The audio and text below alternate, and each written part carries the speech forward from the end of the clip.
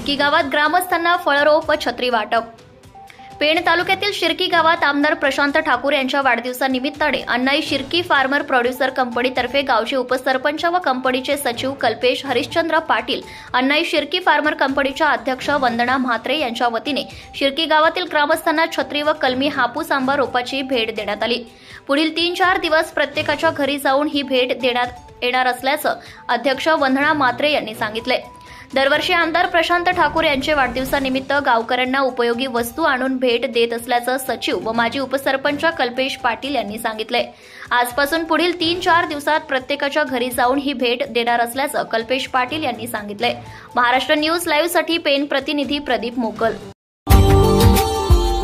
Subscribe now and press the bell icon.